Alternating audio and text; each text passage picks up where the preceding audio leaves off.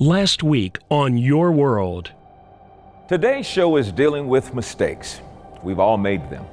Maybe you've been in a spot where you've made a wrong decision, perhaps some bad choices. Most of the time we recover. We pick ourselves up, dust ourselves off, and we move on.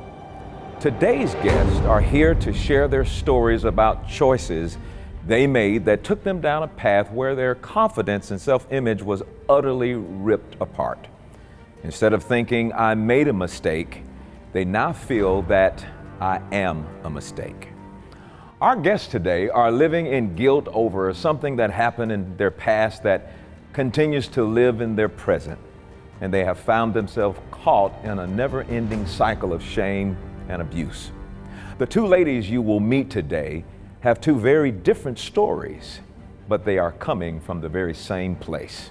What happened? I went with him and he was even more controlling. I wanted to be away from him so bad, I tried to kill myself. Really?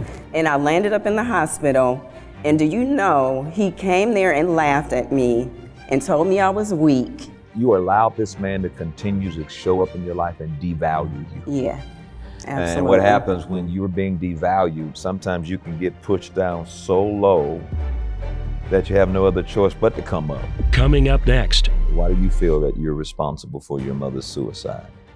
One of my friends told me that they seen my mom boyfriend, which actually with another one of my friends, high school friends. Mm-hmm.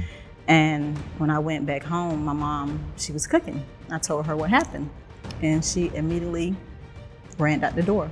So she never returned. And I just feel like that it was my fault. Let me ask you a question. Tough questions, you ready? Mm-hmm. Did you pull the trigger?